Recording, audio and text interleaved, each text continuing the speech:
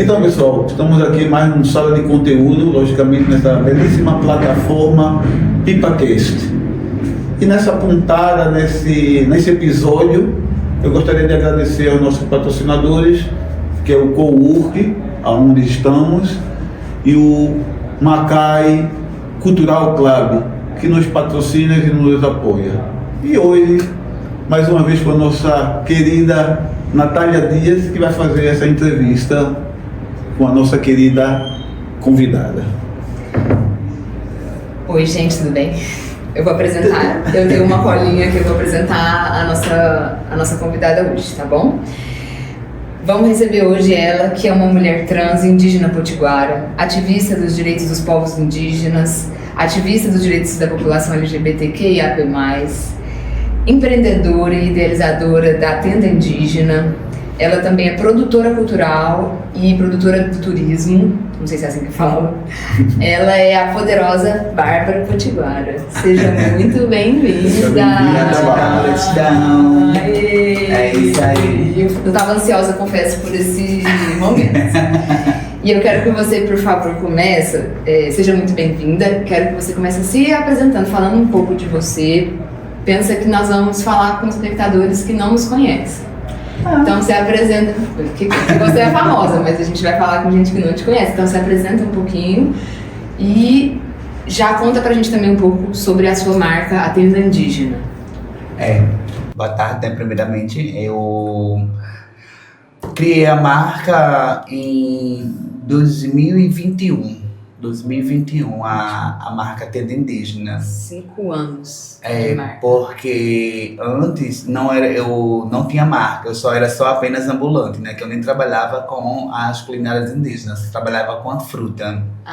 Que eu vendia dindim da fruta e vendia mousse da fruta. Era tudo da fruta. Aí, de repente, surgiu a oportunidade para mim, uma parente minha me conheceu, a Tasha, e falei, nossa, tem um espaço que é sua cara. Aí eu falei, onde? Ela fez a Ecofeira. Ela trabalhava nessa época, Ela né? trabalhava lá, porque ela faz movimento sem terra. Aí trabalhava lá, aí daí a gente foi. Ela me levou para se apresentar na Ecofeira, né? As pessoas perguntou o que eu saberia fazer de coisas indígenas, né? Aí eu trabalho com culinárias indígenas, sei fazer medicina e sei fazer arte. Aí daí foi que surgiu a Tenda Indígena. Aí durante o caminhar, né, cada reunião a gente apresentava uma coisa. Que era para tudo que é vendido lá, apresentado na reunião. E daí fui apresentando minhas culinárias, as pessoas foram gostando. E então eu trouxe essa culinária porque eu vi que no município de Timbal do Sul não existe uma cultura indígena forte no litoral potiguara, que é Timbal do Sul. Entendeu? Então daí eu fui desabrochei e comecei a trabalhar com essas culinárias indígenas. E foi sucesso porque é muito gostoso, né? Pra quem não conhece, vai experimentar. Meu preferido é o bolo de milho, mas é tudo maravilhoso. E quais outros projetos a Tenda Indígena, ou você, né, você está desenvolvendo nesse momento? Eu tenho tantos planos na minha vida, né? Eu já trabalho com as culinárias indígenas, sou ativista também, né? E trabalho também com roteiro e turismo. E se for catucar mesmo na minha mente, tem um monte de ideia, monte de ideia mesmo. E é isso. Me conta um pouco sobre a parte do turismo. A parte do turismo, eu sempre faço, né? Tem o dia comemorativo, que é o dia 19 de abril, que eu faço daqui para lá, para Bahia da Traição, para onde eu sou, na minha reserva indígena. Que o que eu vejo aqui é um turismo que não mostra a cultura local daqui do município de Timbal do Sul. Então, o meu propósito é que as pessoas conheçam mais a cultura local e se aprofundem mais na ancestralidade, da nossa ancestralidade, e ter o conhecimento antes de julgar, né? Porque muitos julgam. E então, é esse conhecimento. Aí tem esse, né, de 19 de abril, e tem um passeio histórico, que é onde a gente passa por várias aldeias, vários locais, com vários anciãos das antigas, e também finalizamos com o ritual da Jurema, com a força da lua cheia. Que coisa bonita. Eu já fui nesse passeio, é muito bom, recomendo, inclusive. Já vou deixar aqui o jabá. Você tá pintada, né? Sim. Conta pra mim um pouco sobre essa pintura. É o genipapo, né? O genipapo eu gosto muito. Toda vez que eu vou pra minha aldeia, eu sempre me risco de genipapo. Eu passo o urunco também, mas o urunco é o que sai mais rápido, né? Que quando os brancos fazem nossas visitas, ele nunca quer passar o genipapo, porque dura mais dias. E sempre quer passar o uruncum. Aí o que acontece? Cada território tem um significado, né? E cada território tem um traço. Cada território tem um traço. E nós, isso aqui a gente usa como proteção, porque é uma tinta ancestral, é uma tinta que vem do nosso antepassado, que a gente usava muito para se proteger. E cada pintura tem seu fundamento. Sim. Essa que você tá no rosto. Essa que tá no meu rosto, pra mim significa muita flecha. Uhum. Atirar sempre pra cima. Que chique. O negócio é sempre, Poderosa. E a do pescoço é fechamento do corpo. Poderosa. E bonita também, né? Eu acho esteticamente bonita. Eu quero levar essa pergunta do turismo. Essa parte do turismo é muito interessante. E concordo com você nisso, de que aqui parece que falta, né? Como se esse litoral não fosse habitado por povos indígenas, né? E sendo que tá todo mundo aí, né? As pessoas estão aí. Então, esse seu trabalho, esse projeto que você desenvolve é muito relevante. E ele conversa muito com um projeto que o Tony também fala muito, que é o afroturismo, né? Queria que você contasse pra gente um pouco sobre as suas ideias, né? Sobre o que você pensa sobre o afroturismo e também sobre o turismo cultural. Assim, eu estava até aproveitando a deixa de Bárbara e pedi obrigado a ela, porque participei, né, desse turismo que ela faz no dia 19 e é uma coisa maravilhosa. Porque ele pegou todo, né? Mas o mínimo que eu peguei já foi bastante para entender bastante da região, da cultura e quanto é importante a cultura no turismo. Tanto que a gente, aqui do Aquilombis, a gente tem um projeto que se une em dois, que se chama o afroturismo, que é quase igual ao seu, Bárbara, para as pessoas entenderem o território e as ancestralidades. Nesse caso, eu falando da cultura afrodescendente.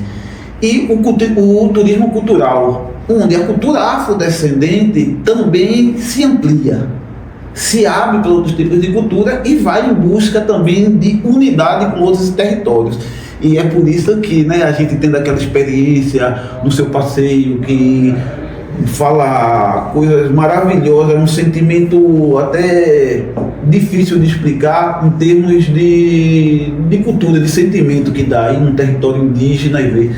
E o afroturismo também quer fazer isso, quer se aproximar de territórios indígenas e a gente intercambiar com essa coisa da ancestralidade afrodescendente com a ancestralidade dos povos originais e dos povos indígenas. Então, que é bem dizer, né, a coisa importante também que aconteceu no Brasil, que a cultura afro, ela se encontrou muito bem com a cultura original e daí, como você deve saber, tem muitas outras culturas caboclas, que é essa mistura. E o afroturismo, bem dizer, se encontrou com essa realidade, Natália, e só abriu mais a nossa mente, a nossa amplitude para ver por que não o afroturismo também tentar fazer esse encontro com as culturas indígenas, e vai ser através das iniciativas da Tenda Indígenas, com certeza a gente vai colaborar juntamente com a Aquilombis para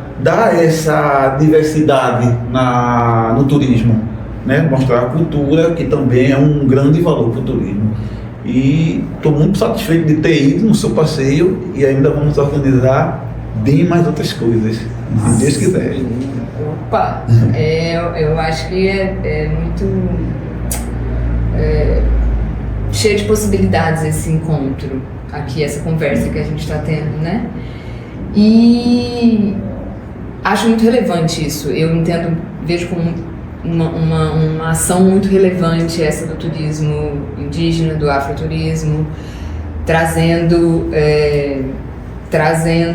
a visibilidade para todo, né? Uma cultura para esses povos que são os povos que uns já estavam aqui, os outros participaram da construção do nosso país, né? De tudo que é. E quero saber de vocês dois como é que o turismo, com esse turismo cultural, o afroturismo, o turismo indígena, como que ele beneficia os povos e os territórios, começando pela Bárbara. Por favor, Bárbara. Lá é o turismo sustentável, né? A gente trabalha muito com o turismo sustentável, que é a gente cuida do meio ambiente, a gente cuida das pessoas, a gente cuida da áurea da pessoa, entendeu? É um turismo, por isso eu chamo, um turismo que quando eu falo com meus clientes, é um turismo exclusivo e muito... Se eu me lembro da palavrinha. Um turismo ancestral, entendeu? Que, tipo, quando a gente leva os clientes que já foram comigo, né? Eu falo por experiência deles mesmo, eles sempre querem voltar. Porque é uma experiência única. Lembrei da palavra. Única. Experiência única. Porque cada vez que a gente vai, é uma coisa diferente. Sim. Então, isso aí eu não gosto de turismo clássico, que é o que todo mundo tem. É aquele turismo que eu levo. Você pode chegar assim lá no meu território, vai chegar. Mas você nunca vai fazer um passeio como ou eu ou algum dos meus parentes faz. Claro, porque a gente entendeu? não conhece. Porque a maioria dos passeios que vai, só leva em certos pontos que é turístico mesmo. A gente não, a gente já vai por todos os buracos. Sim. Todos os buracos. Você já mostra outras realidades também da região. Já mostra outra realidade da região. E tipo, o que eu gosto muito é essa troca. Tipo, se eu levo os turistas para lá, pro meu território, com certeza a circulação do dinheiro vai estar dentro do meu território, porque é um local que não tem muita visibilidade, é um local que muita gente pensa que não pode ir porque é um lugar indígena demarcado, protegido. Aí chega lá, vai ter uma pessoa para lhe abordar, para lhe dar uma flechada, para lhe dar uma coisa. Mas não é isso, porque até essa mesa, quando a gente veio lá agora não, a semana passada, que eu cheguei de Brasília, eu encontrei um casal que disse que estava hospedado em João Pessoa. E o guia turístico dele disse que ele perguntou sobre a Baía da Traição, que eles foram até Barra de Mamanguape, aí perguntou sobre a Baía da Traição, o turista disse que eles não teriam acesso lá, porque não poderia entrar, entendeu? Aí eu fui, passei o meu Instagram, tem indígena, disse a ele, quando ele quisesse, mesmo que não seja comigo, ele quisesse ir, ele falasse comigo, que eu indicaria todas as pessoas para ele chegar à vontade, né? Ficar mais à vontade, tipo, graças a Deus essas pessoas de lá, que são meus parentes, são meus familiares, né, que foi criado junto, tem esse vínculo de troca, entendeu? Então é uma coisa que eu não vou mentir, eu gosto muito dessa troca com meus familiares do meu território, porque para mim são todos meus familiares, entendeu? Então essa troca é que nos fortalece. Porque eu sei o que a gente já passou lá, entendeu? Lá é muito difícil o desenvolvimento ao turismo, muito desenvolvimento da cidade mesmo, até através da gestão mesmo, né? Que isso já era para ser mais desenvolvido. Então é uma coisa que, para mim, o turismo ético e indígena é muito importante, é tanto que eu faço esses passeios, né?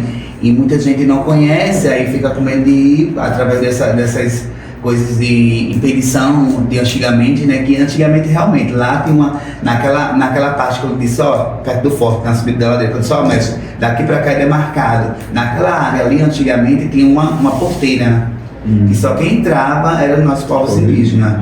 E antes, não. Mas quando a gente foi agora, eu tive uma observação que no Galego, eu não mostrei a você, mas no Galego Tinha uma cerca. Era. Aí. Lá onde fica o Beiju da Angelina. Mas muito antes, na entrada mesmo do Alto do Tambá. Que pra gente antigo, como eu disse pra vocês, né? Pra gente antigo é galego. Pra os novatos são Alto do Tambá. Eu sou novata, então já Alto do Tambá. Aí é isso. Obrigada. Então, assim, eu acho, falando dessa importância da cultura dentro do turismo, é um fato assim, não é um fato inovador, deveria um fato que até o turismo, em várias regiões do Brasil, como a gente também estamos tentando fazer um mapeamento de pessoas que estão oferecendo esse turismo diferente, esse turismo cultural, porque a gente também quer atingir um público que ele seja mais sensível ao reconhecimento do território, o reconhecimento da diversidade que existe dentro desses territórios. Então o turismo cultural só vai dar um valor maior desse turismo convencional, que as pessoas vêm para ir comer uma coisa, como ela citou essa economia criativa, que a gente conseguir desenvolver uma economia criativa entre as pessoas da região ou das próprias etnias. É por isso que o afroturismo também leva a isso e vai levar a mais informações, não só da cultura, como das gastronomias que existem, das pinturas, como você estava aí falando, que é uma coisa subsignificativa, as pessoas conhecerem as pinturas, saber por que elas são feitas, as regiões, cada região tem uma pintura, ver isso é muito importante para assim, um aprofundamento do turismo, que não é só ir ali na praia ou comer um peixe, não, é ir ali conhecer diversidades até mesmo na economia, porque vai estar girando com as pessoas locais, as pessoas vão estar saindo do turismo convencional, mas vão tendo uma qualidade, vamos dizer, nos sabores e no reconhecimento da região. É como eu falo, é que nem peixe, morre pela boca. Então a gente sobrevive do que se alimenta, né? Sim, claro. Então só é uma riqueza maior para o turismo. Então eu vejo isso como uma das iniciativas super importantes que deveria acontecer no Brasil inteiro. Vocês acham que é uma forma também de conscientizar as pessoas brancas? Eu vejo isso em forma de conscientização, não só das pessoas brancas, mas de todo o ser humano, porque até nos nossos povos mesmos existem várias coisas, né? Existem várias coisas. Então, tipo, um exemplo que eu falo muitos povos de outras etnias, sem ser da minha etnia potiguara, eu fui pra ATL agora há pouco e você não é do meu sangue. Eu digo, por quê? Você é um travesti. Eu digo, sou. Na nossa língua indígena, na nossa ancestralidade indígena não tem trans. Eu digo, é porque você não estudou sobre ancestralidade. Porque no dia que você estudar sobre ancestralidade, você vai saber, porque tem Chica-Maniconga, tem Tibira, tem no Candomblé, tem a Quitéria, entendeu? E vem tudo isso, toda uma ancestralidade. Então, conscientizar o branco é tipo aquela coisa também que aconteceu agora há pouco comigo, porque aqui mesmo em Pipa, por algumas partes eu sofro muito. Muita gente acha que eu não percebo, mas eu percebo. Eu uso minha saia, né, de imbeira de jangada, uso meu peitinho de coco, uso minhas artes, né? E aqui mesmo em Pipa, né, porque não é um território demarcado, é considerado uma área urbana, entendeu? É uma coisa que os brancos, o conselho que eu dou é tipo, quer usar joias indígenas? Compre dos povos originários, entendeu? Porque tanto você tá pegando aquela força ancestral, até me arrepio, pega até aquela força ancestral, como você está ajudando a comunidade indígena, entendeu? E você também, quando for comprar, pergunta o significado, porque isso aqui tudo tem significado, entendeu? Todas essas joias aqui, pronto, vamos falar da tradicional, da cobra coral?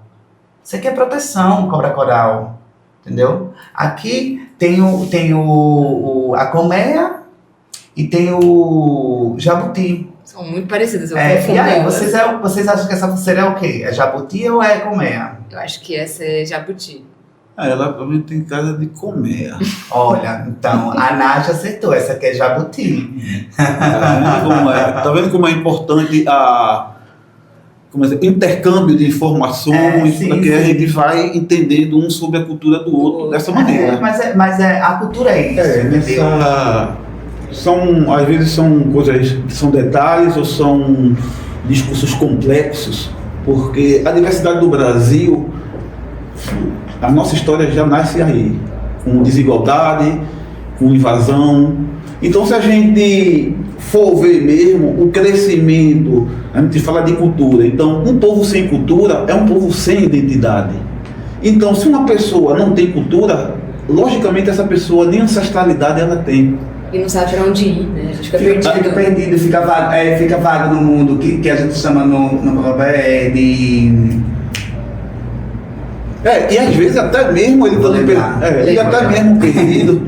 Eu estava respondendo, né, essa pergunta sobre que você estava fazendo a ela. Assim, essa coisa da cultura e da ancestralidade e da diversidade dos povos, da diversidade da religiosidade dos povos, leva ao próprio povo que isso foi um grande esquema de embranquecimento que teve o país, de botar essas diversidades sempre em conflitos, de não deixarem elas dialogarem, de não deixarem elas criarem uma unidade, porque sempre vai ter aquele discurso de deslegitimação.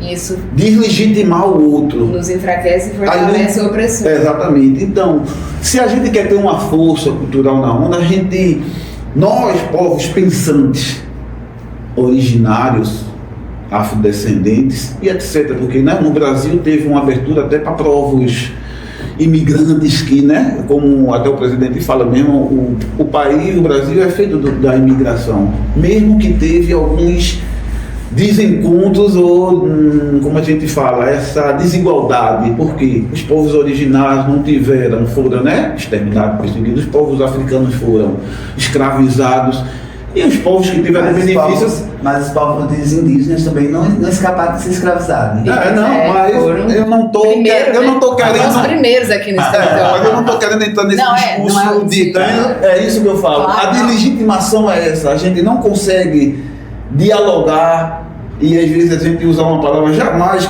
Qual é o povo que gostaria de ser escravo? Eu digo que o povo africano é escravo, mas eu não me sinto um escravo. Eu venho de família de reis e de rainhas.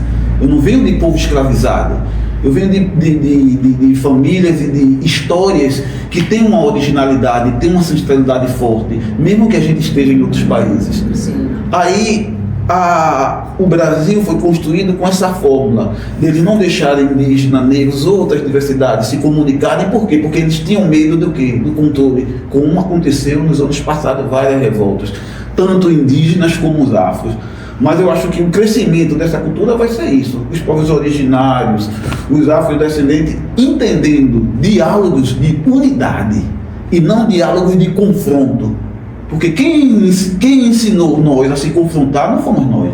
Foram os invasores que são ditos como conquistadores ou colonizadores ou aquilo que nós já sabemos. A gente toca no assunto... muito, porque eu vejo nessa parte de, como você fala, diversidade. A história de Bahia Salvador foi uma, a história de Pernambuco foi outra, a história da Paraíba foi outra, a história do Rio Grande do Norte foi outra, e assim vai, entendeu? É como eu falo, a gente tenta unir, porque também tem os povos ciganos, entendeu? Tem vários povos. Os povos ciganos também vêm de, né? Não é nosso, são povos europeus, do leste de Europa, indianos. Ciganos, para mim, são aquelas pessoas viajantes, que é cigano, beira de estrada, entendeu? É uma coisa que... Às vezes, as pessoas... eu conto uma história do meu espaço. Por exemplo, eu conheço a minha história Potiguara, Bahia Traição, do começo ao fim. Entendeu? Aí vem uma pessoa, tô contando uma história de uma pessoa, aí vai assim, não, mas Bahia, Salvador foi, sei o que, sei o que. É aquela coisa que eu tava explicando, né? Essa então, coisa do isso. regionalismo. Isso. E Bairrismo. Isso. Não, e da competição. Aí, é o que eu gosto muito de trabalhar no psicológico dos outros. Porque às vezes as pessoas se acham mais autoritárias que a outra, se acham Mais melhor, autoridade. Total. melhor que a outra. Mas não. Todos nós somos iguais, todos nós vamos pro mesmo buraco, todos nós vamos levar areia na cara do mesmo jeito. Tanto nós preto, tanto nós indígenas, tanto nós com branco. Todo mundo vai pro mesmo buraco, ninguém vai ser diferente, entendeu? Então uma coisa. E saiu do meu buraco. E sai do mesmo buraco. E era aquilo, né, que eu tava, desculpa até interromper, querida, que era aquela, respondendo aquela pergunta, né, que eu tava dizendo que essa coisa que são assuntos complexos, porque realmente nos botaram nessa complexidade. Aí a solução que eu tava tentando dizer era essa, de a gente tentar encontrar, aí voltando ao nosso assunto, com o afroturismo, turismo indígena, iniciativa de povos originais, os afrodescendentes, mas para esses povos de estarem atentos, de criarem diálogo. E talvez a gente até, não é esquecer, mas tentar tirar um pouco a história rapidinho, só finalizando, porque a gente está, acho, quase chegando na finalização, e só para eu terminar esse pensamento e me deixar com o seu pensamento. Essa coisa do branco, né? Que a turma fala muito do branco e daquilo outro, da apropriação, todas essas coisas existem, tudo isso faz parte da diversidade. Sim. O que a gente vai ter que começar a fazer é criar comunicações ou ações que a gente não precise falar dessa diversidade para a gente estar se confrontando. Eu sou uma pessoa, um afrodescendente, que me sinto um homem normal, tão quanto qualquer um, de qualquer raça, de qualquer... Né? Vivi vários anos também em outros países, e não tenho nem mais a mentalidade de dizer o que vivi aqui no Brasil, nunca tive vontade. Não, eu tenho vontade de ir em vários lugares do mundo, porque eu quero abrir a mentalidade de conhecer essas diversidades. E era esse tipo de conceito, usando o afroturismo, o turismo para informações, e as pessoas brancas, como você falou, como elas podem ajudar nisso? Elas nos dando ouvido. Em certos momentos, elas escutando e participando de um passeio como esse. Eu sou ativista também, né? É justo isso que a gente, nesse meio de roda de conversa, nesses encontros de eventos grandes que eu tive com várias pessoas, com o povo da FUNAI, com o povo de Secretaria de Turismo, vários. Então, é justo isso que a gente está trabalhando. O que a gente está fazendo aqui já é um grande apoio para o crescimento disso, e é um grande aviso a essas pessoas, como eu estava dizendo, né? As pessoas brancas, elas têm que participar, se sentirem satisfeitas de estar participando, e às vezes sair da frente, não assumir o meu lugar ou o seu. O importante é que elas entendam isso e estejam contentes de entenderem isso. Mas é o que acontece muito aqui, no município de Pipa, é o que eles não entendem. Porque hoje em dia, aqui mesmo, se você olhar direitinho, se você viver mesmo aqui em Pipa 24 horas por 48, for andar, for vender, for fazer seu trabalho, você vê. Tudo em sua tropinha, tudo, duvido uma pessoa como eu mesmo, bora citar eu trabalho com culinárias indígenas aqui, como vocês mesmos sabem, bolo de milho sem glúten, pé de moleque vegano, salgado de massa de inhame sem glúten, sem lactose, beiju recheado com etc. Tudo maravilhoso, recomendo, hein, gente? Tudo. Mas me diga uma coisa, aonde é que você come, vocês são meus clientes, me diga onde é que você come essa comida aqui em Pipa? Não come. Eu sei onde come. Aonde? Hã? Aqui em Pipa. Aqui em Pipa? Rapaz, todo mundo sabe onde a gente pode comer essa comida aqui em Pipa. É só vocês irem na tenda indígena. Essa comida não existe em outro lugar. Tá entendendo? Então, essa realidade você já criou na região. É justo isso, mestre. É justo isso que eu trouxe. Aí tem donos brancos, porque a Avenida Baía dos Golfinhos, você sabe, é toda de brancos. Sim. É europeu, argentino, tudo. Tem gente que me proíbe de entrar, porque como vocês sabem, né, exponho na Ecofeira na sexta-feira, o resto da semana eu tô vendendo na rua e na praia. Tem gente que me proíbe entrar para vender minhas culinárias no estabelecimento que vende drinks, entendeu? Que vou vender uma comida que eles não têm, entendeu? Me proíbe. Como é que proíbe uma pessoa originária do local, potiguara do litoral, e proíbe uma pessoa vender um negócio que não existe no seu estabelecimento, num local, no litoral potiguara, entendeu? É falta de... É doloroso isso. É falta de informação, é falta de... É racismo, preconceito. É preconceito, é totalmente transfobia, é tudo, misturado em tudo, entendeu? Porque é uma coisa que eu vejo que a maioria dá mais valor a essas pessoas aqui no município. A gente que nem você, a gente tem que ter apoio. Eu tenho apoio de vários comerciantes aqui, tenho vários, e agradeço a todos, porque quando eu preciso, todo mundo tá ali junto de mim. Tá todo mundo ali junto de mim, então é uma coisa que... uma prova disso pra gente... Tá muito bom o papo, né, Natália? A gente vai ter que começar a encaminhar para o final. Mas pra gente ir finalizando, eu acho que assim, a palavra certa para esse final seria ações. E a gente criou uma bela ação, que foi esse Carnaval da Pipa.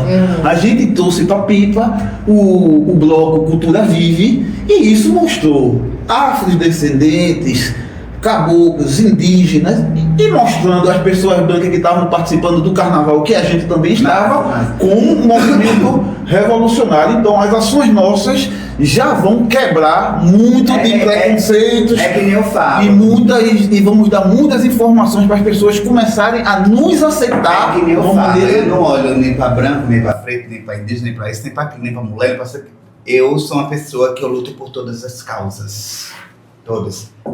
Causas indígenas, LGBTQIA+, mulheridades, que inclui todas as mulheres, Sim. entendeu? E quilombo, que eu faço um trabalho no quilombo de Simbaúma, que é a festa das crianças, lá também. E eu ressuscitei o Zambê daqui do Rio Grande do Norte, do município de Timbal do Sul. Do Timbal do Sul, como? todos. Primeiramente... Mas você sempre esteve ativo, e é uma das... Desculpa eu até lhe dizer isso, porque eu tenho essa informação e conheço bem, né, também a cultura do Zambê, que é dessa região. Tudo bem, não é de Simbaúma, mas é Sim, da região. É. Mas me diga que foi proibido eles de tocar na praça por causa da fogueira? Não, aí é como eu digo, né, como estamos encaminhando pro final, é um discurso pra gente fazer numa outra pontada. No outro episódio, né? Pra gente não... Mas ela tava contando como foi esse processo que você falou. O processo, entendeu? Porque, tipo, tava morto. Ele tocava assim, tocava lá, tocava aqui na gameleira, entendeu?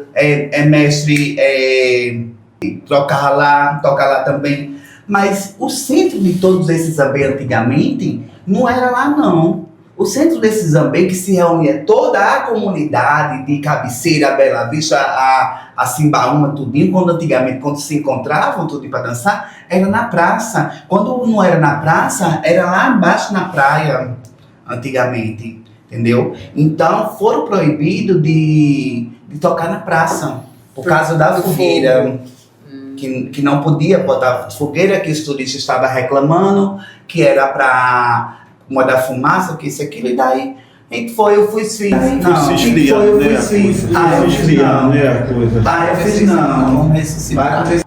Peguei e fiz o encontro do Zambê na Ecofeira. Veio o de São Geraldo, veio o Simbaúma, veio o de Kiko Gameleira e veio o de Pernambuquinho, que estava totalmente falecido de Pernambuquinho, não estava mais tocando, entendeu?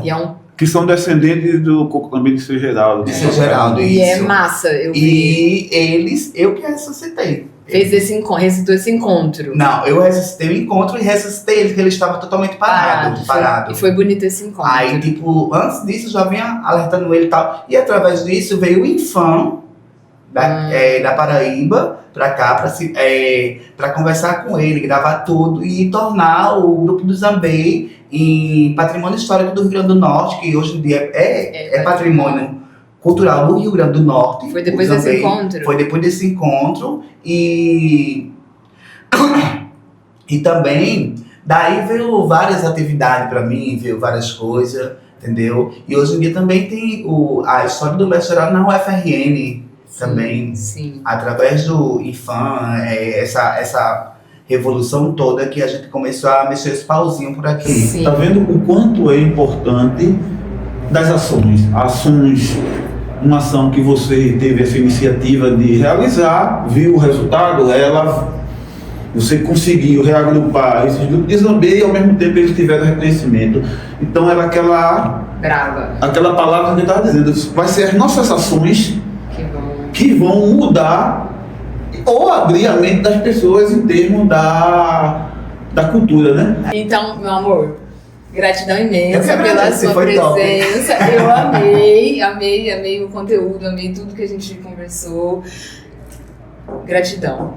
E umas últimas palavras para os Fechando com sala de conteúdo, né? Que é esse encontro de diversidades. Eu queria de novo agradecer aos nossos patrocinadores, que é o Pipa Cowork e o Macai Cultural Club, que nos está apoiando a isso. E vamos ter novidade também, porque vamos mudar um pouco a nossa formações de podcast, do PipaCast, que vão ter novos lugares para ser apresentados. Sim. E logicamente nessa última pontada por aqui, eu também queria agradecer ao pessoal da Sorrise, que está sempre junto com a gente, e a gente se vê no próximo episódio. Último recado, você que está assistindo a gente, nós estamos com uma ação de financiamento coletivo para construir um centro cultural em Cabeceira, que também é a sede da Quilombice, né? Enfim.